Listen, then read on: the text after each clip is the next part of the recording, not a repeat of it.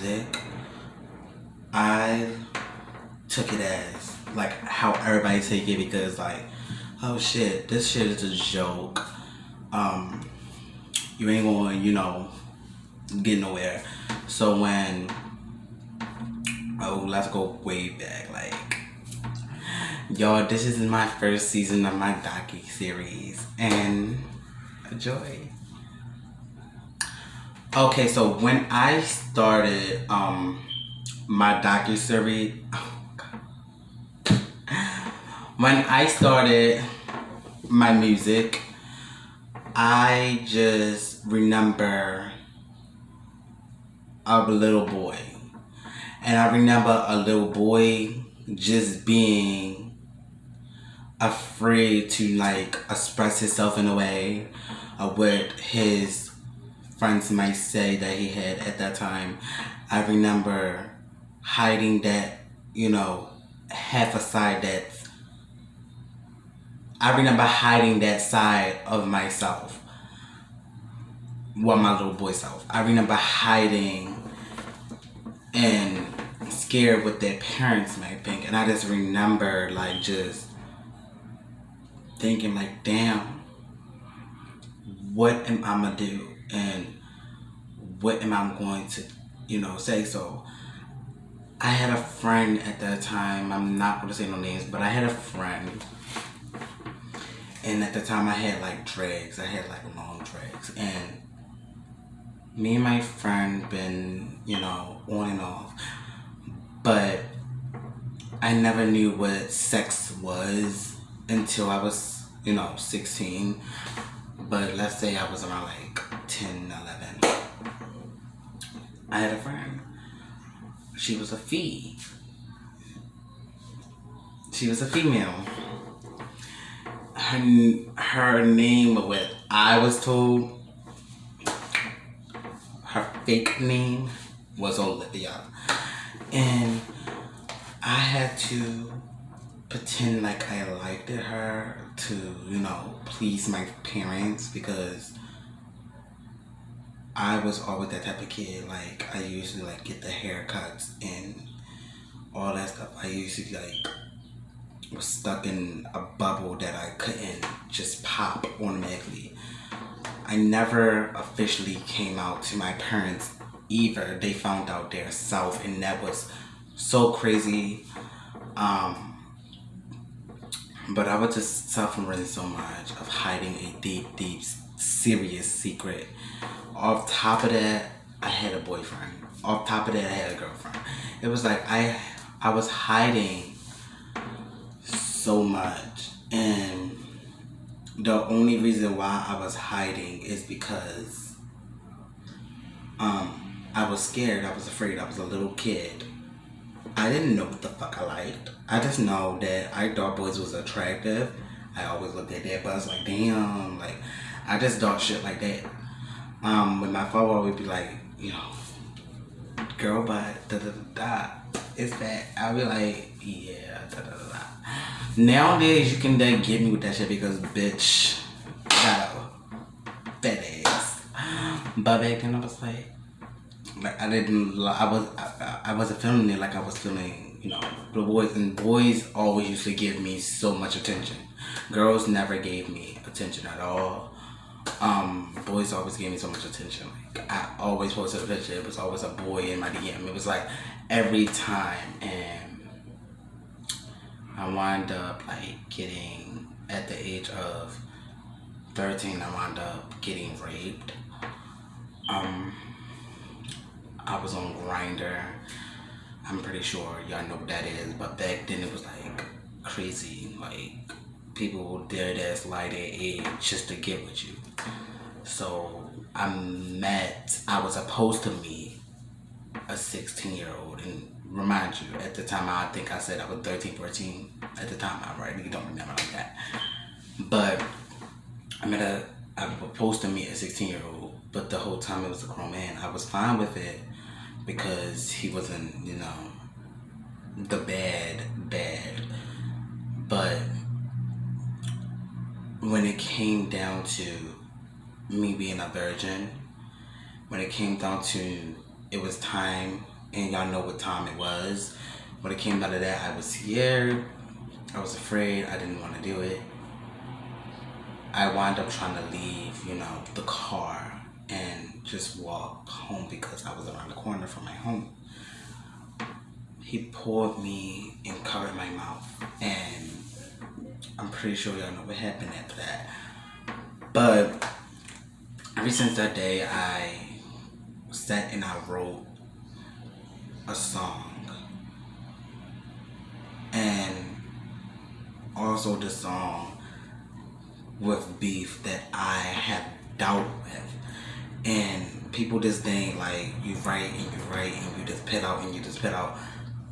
I had a book. I had a book of songs. I had jealousy in that song. I had everything. It just needed to be rewrite. I had a book of these things. And that was my life. That was my life. It motivated me. It made my parents understand me more until they stopped listening to me because I got more, explicit. And I don't know. Like, I got more into my sexuality, into my music. But, and that's when I will hop on.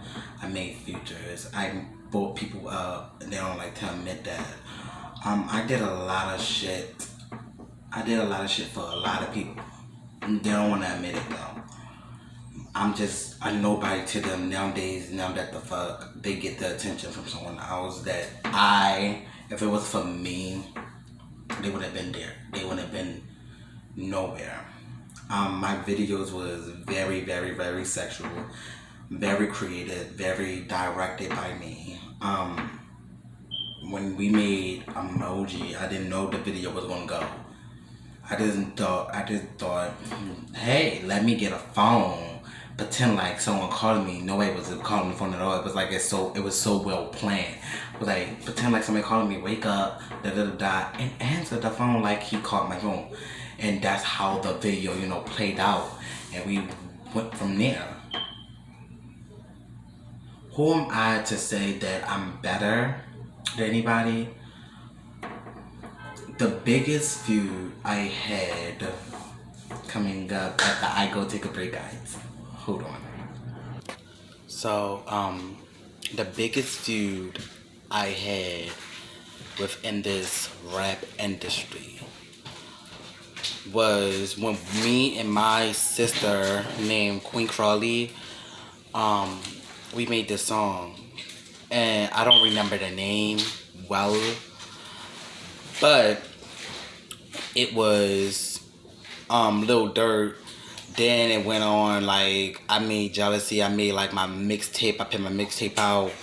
I had Monday on there and and a lot of people like rapping that news and all that stuff was like, oh, you trying to steal his flow and his sound. And I'm like, huh? And I was like, what?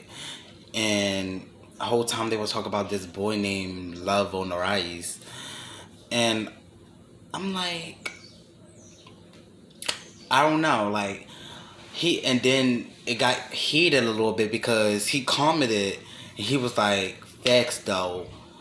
And I was like, confused, and he was like, but I can't barely hear shit.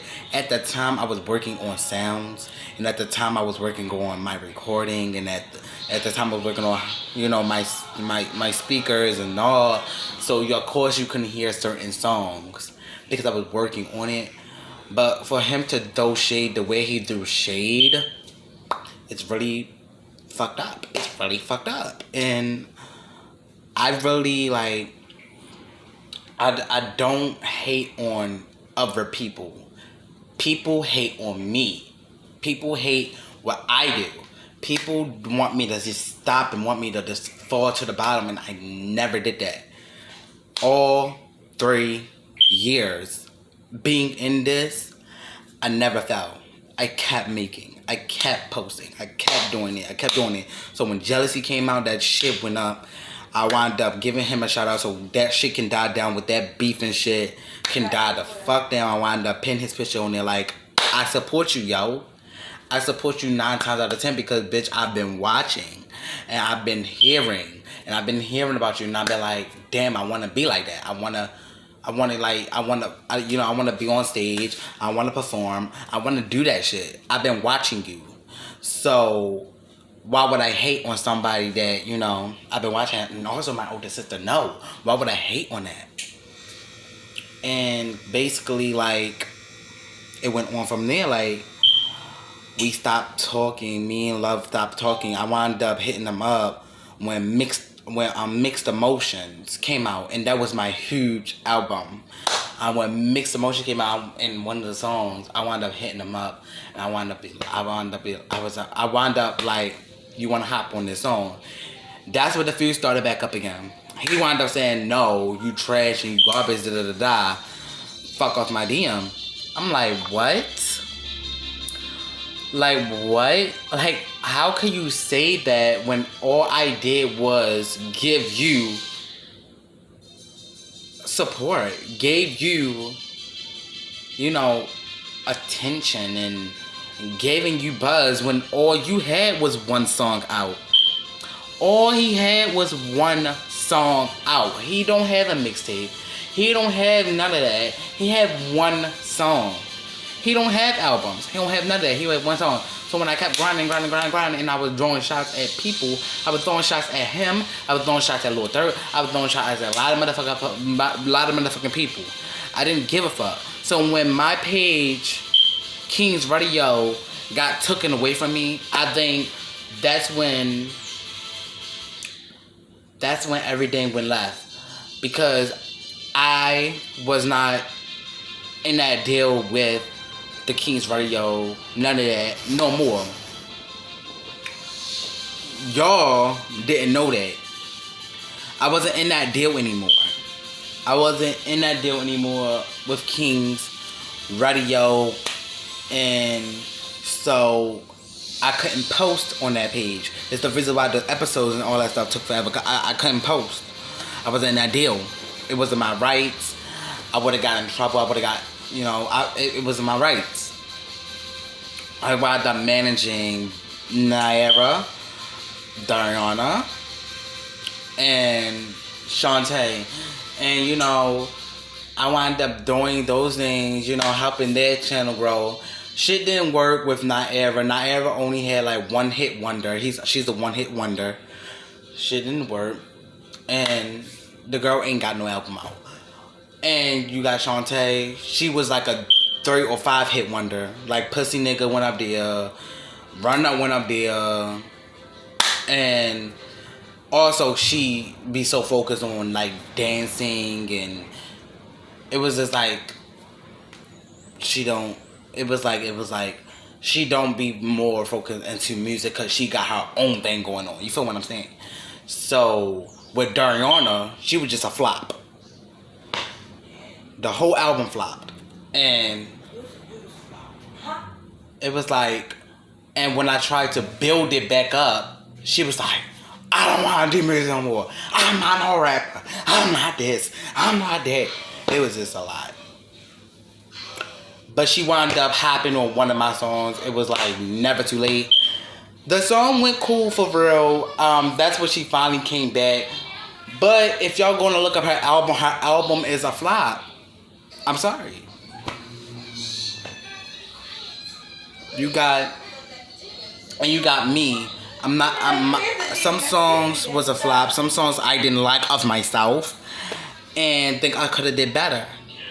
But I love you guys. King's Radio, thanks for letting me on your platform, letting me speak about certain situations. I love you guys so much. But sometimes I just have to do my own thing, boo. And sometimes I have to do my own wave. So, this is Kingatron. What's the tea about? Love you guys. I'm gonna post this on Kingatron music page because literally I don't feel like making another channel. So, Bye.